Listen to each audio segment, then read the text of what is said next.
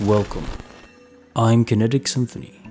I hunt down and report on mysterious and weird true stories, from glitches to the paranormal. Case file number 128, written by PlutonianBabe. Love is in the air, but all she has is a sim and a prayer. This one sounds childish, but I'd really like to get your insights, and I know I'm not the only one with this kind of experience. In November 2020, my ex and I parted ways for good, and I was both aggravated and upset. I had created him as my sim future husband, and I decided to change him, to forget about him.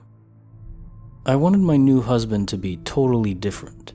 Opposite skin color, opposite style, and especially gray hair in order to be really sure that he'd be around my age.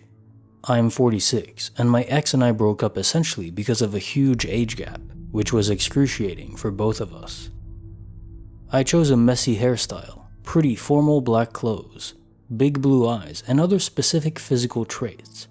I wanted him to play the guitar, and I built him a fancy recording studio. I also wanted him to have a decent career and made him work at the office. Just a few days later, my girlfriend was coming over, and she asked me if she could come with 2 friends from another part of the country because she was hanging out with them sooner that day. So I welcomed them without knowing them. I kid you not, when I went and opened the front door for them, there he was, my sim husband. He locked into my eyes instantly through the window with an inquisitive look, and when he came in, he said, "Do I know you? It looks like we've already met."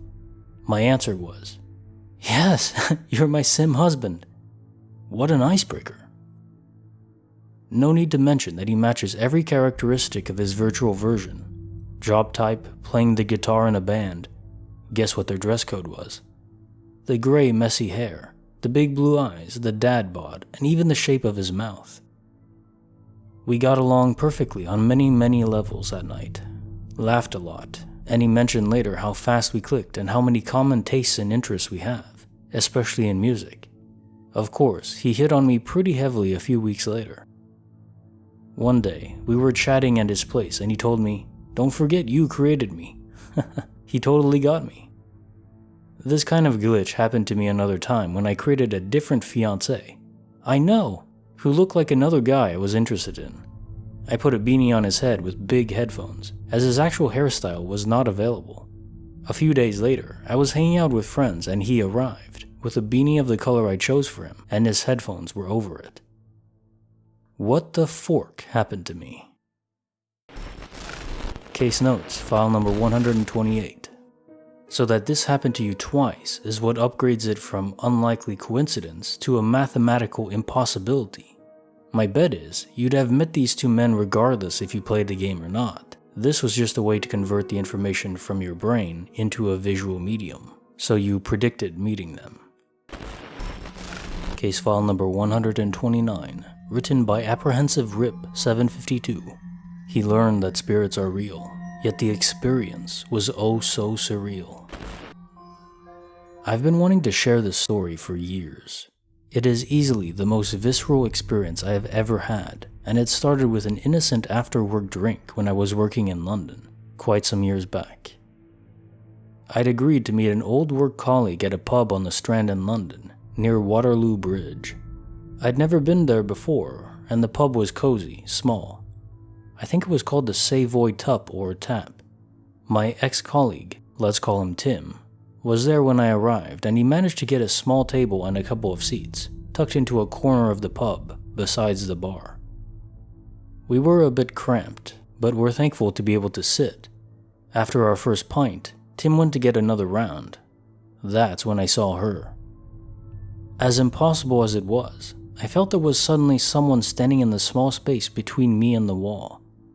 There's no way anyone could have squeezed past without me noticing. They literally would have had to climb over me. I turned around, and against the wall there was a young woman, early 20s, staring down at me. I knew she was a ghost. Thing was though, she wasn't see-through at all. I saw her like I saw any other patron in the pub. She was dressed in clothing that I picked to be from the mid to late 80s, a bit goth in style, all black. She said nothing, she was just looking down at me, staring intently.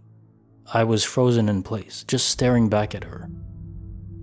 A few moments passed and I spied Tim out of the corner of my eye, beers in hand. I thought perhaps he can see her too. Tim sat and I turned to him, wide-eyed. He put the beers down and said, "What's wrong?" I turned back to the wall and she was gone. I asked, "Did you see anything besides me?" He looked at me strange and replied, "No," and I changed the subject. I hadn't known Tim that well previously, so I didn't want to act weird.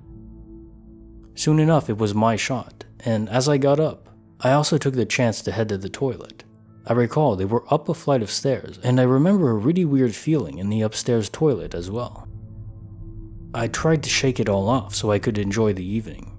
Heading back to the bar, I ordered, and as the bartender was pouring the beers, I hesitated, but finally asked him something like, "Has there ever been anything weird happen in this pub?" The bartender stopped pouring, looked at me, and asked, "Did you see her upstairs, did you?" I looked back at him. Motioning over to where Tim and I were sitting, I said, "No, she was over there, where I'm sitting. She appeared up against the wall." The bartender replied. "She usually stays up in the bathrooms. That's where most people experience something." Handing the beers over, I was told a story of how a young female bartender in the late 80s had hanged herself in the upstairs toilet of that pub. Case notes, file number 129.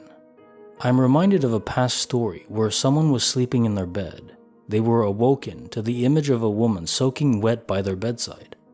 Moments later, she had vanished, but she looked fully formed in the moments that she was there, not translucent at all like you'd expect from a ghost.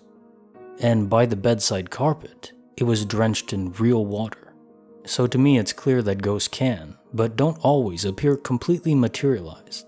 And often when they do, or maybe always, it's to do with how strong the emotional connection to their history is.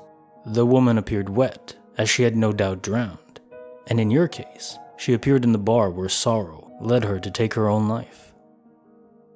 If you enjoyed this video, give it a like, and you may as well start a binge session now. I have so many more stories on my channel.